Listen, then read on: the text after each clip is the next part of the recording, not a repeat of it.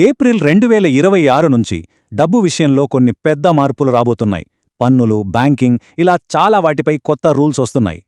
2026 నుంచి దీనికి సమాధానం అవును అనే చెప్పాలి. మన డిజిటల్ లైఫ్కి ట్యాక్సులకున్న లింక్ ఏంటో చూద్దాం. కొత్త రూల్స్ ప్రకారం మన ఆదాయాన్ని చెక్ చేయడానికి ఐటీ డిపార్ట్మెంట్ మన సోషల్ మీడియాను కూడా గమనిస్తుంది. అంటే మనం ఫైల్ చేసిన ఆదాయానికి మన ఆన్లైన్ లైఫ్ స్టైల్కి తేడా ఉంటే చాలు విచారణ మొదలవుతుంది. సోషల్ మీడియా పోస్టులు, ఈమెయిల్స్ ఇలా మన డిజిటల్ ఫుట్ప్రింట్ అంతా ఇప్పుడు ట్యాక్స్ ఆఫీసర్ల చేతిలో ఉంటుంది. ఈ నిఘా ఒక్కటే కాదు, మనం వాడే క్యాష్ మీద కూడా చాలా కఠినమైన రూల్స్ వచ్చాయి. అవేంటో చూద్దాం. ఒక సంవత్సరంలో సేవింగ్స్ అకౌంట్ నుంచి 10 లక్షలకు మించి క్యాష్ డిపాజిట్ గాని విత్డ్రా గాని చేయలేరు. అలాగే ₹1,00,000 కంటే ఎక్కువ క్యాష్తో క్రెడిట్ కార్డ్ బిల్లు కడితే అది వెంటనే రిపోర్ట్ అవుతుంది. ఇక రియల్ ఎస్టేట్ విషయానికొస్తే 2 లక్షల పైన క్యాష్ ఇస్తే ఎంత ఇచ్చారో అంతే ఫైన్ పడుతుంది. ఇప్పటినుంచి ఫ్రీ విత్డ్రాయల్ లిమిట్లో ఏటీఎం, యూపీఐ క్యాష్ విత్డ్రాయల్స్ రెండూ కలిపి లెక్కిస్తారు.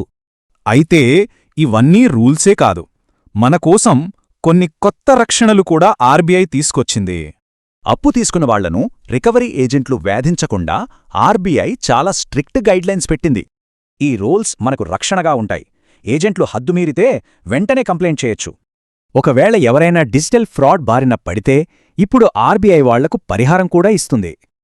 కానీ ఒక కండిషన్, ఫ్రాడ్ జరిగిన 5 రోజుల్లో రిపోర్ట్ చేస్తేనే 25,000 వరకు పరిహారం అందుతుంది. ఇప్పుడు స్టాక్ మార్కెట్ ట్రేడర్ల వంతు డెరివేటివ్స్ ట్రేడింగ్ ఖర్చు బాగా పెరగబోతోంది.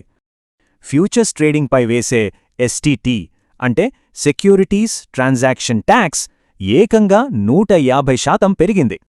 అంతేకాదు ఆప్షన్స్ ట్రేడింగ్పై కూడా ట్యాక్స్ 50% పెంచారు. దీంతో షార్ట్ టర్మ్ ట్రేడింగ్ ఖరీదుగా మారింది. అయితే లాంగ్ టర్మ్ ఇన్వెస్ట్మెంట్లు చేసేవాళ్లకు ఎలాంటి భయం లేదు, ఈ ట్యాక్స్ వాళ్లకి వర్తించదు. మొత్తం మీద మనం గుర్తుంచుకోవాల్సిందే, ఆన్లైన్లో జాగ్రత్త, క్యాష్ వాడకంలో పరిమితులు మన కొత్త హక్కులు.